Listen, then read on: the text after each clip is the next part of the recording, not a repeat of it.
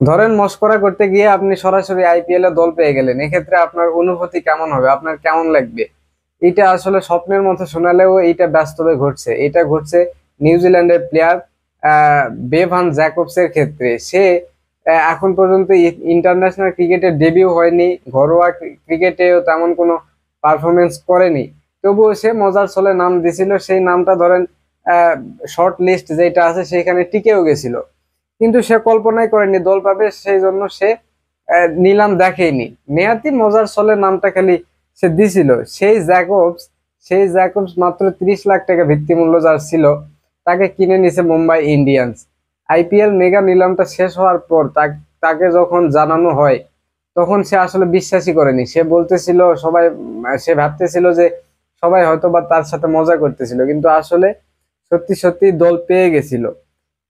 মানে এই কথাগুলো কিন্তু জ্যাকবস নিজেই বলেছে। এটা হচ্ছে বলছে আপনার রয়টার্স যে সংবাদ মাধ্যম আছে, রয়টার্সকে জ্যাকবস নিজেই এই কথাগুলো জানিয়েছে।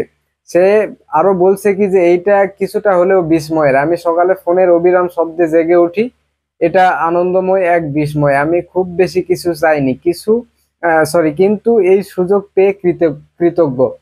আমি ঘুমাতে চলে গিয়েছিলাম কারণ নিলাম ভোর পর্যন্ত চলার কথা, মানে নিউজিল্যান্ডের সময় অনুযায়ী।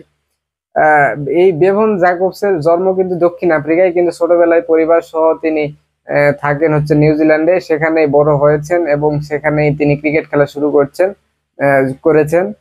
এই হয়েছে অবস্থা।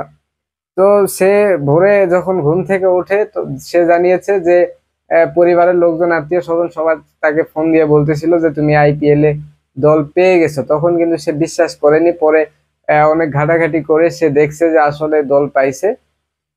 তখন তো খুব খুশি হয়েছিল এই ক্রিকেটার। আসলে ধরেন 22 বছর বয়স, এখন পর্যন্ত ঘরোয়া টি-20-তে 2023 সালে অভিষেক হয়েছে, ম্যাচ খেলছে মোটে 9টা, রান করছে 134, সর্বোচ্চ ইনিংস 42, এখন পর্যন্ত একটা ফিফটিও মারেনি। গড় 33, কিন্তু স্ট্রাইক রেট ধরেন খুব ভালো, এটা লোভনীয় স্ট্রাইক রেট 188 টি-20-তে স্ট্রাইক রেট। এই হয়েছে অবস্থা। কেউ ধরেন হাজার চেষ্টা করে আইপিএল দল পাচ্ছে না, অথচ মজার ছলে দল পেয়ে যাচ্ছে। এই হয়েছে ঘটনা। এই দল পাওয়ার একটা কারণ আছে বুঝছেন। আসলে বড় বড় দেশে ক্রিকেটার হলে হয় কি, তারা খারাপ খেলুক ভালো খেলুক ধরেন একটা মান থাকে। যেহেতু নিউজিল্যান্ড টিমের পারফরমেন্স ভালো, তারা ধরেন ওয়ার্ল্ড কাপের ফাইনাল খেলতেছে বারে বারে, তারপরে এই যে টেস্ট চ্যাম্পিয়নশিপ জিতলো একবার। তো যেহেতু বড় টিম, সেই দেশে ক্রিকেটারকে আসলে আইপিএল ফ্র্যাঞ্চাইজি গুলো টানে। এই জন্য আসলে বাংলাদেশের এই যে এত কথা হচ্ছে আইপিএল এ দল পায় না এইসব নিয়ে, আসলে বাংলাদেশের উচিত টিম হিসাবে পারফরমেন্স ভালো করা, বড় বড় টুর্নামেন্টে ভালো পারফরমেন্স করা। তাহলে দেখবেন ক্রিকেটারদের মানও বাড়বে এবং তাদের একটা দাম থাকবে। তখন আসলে আইপিএল এ তাদের দলে নেওয়ার জন্য আইপিএল ফ্র্যাঞ্চাইজি গুলো চিন্তা ভাবনা করবে।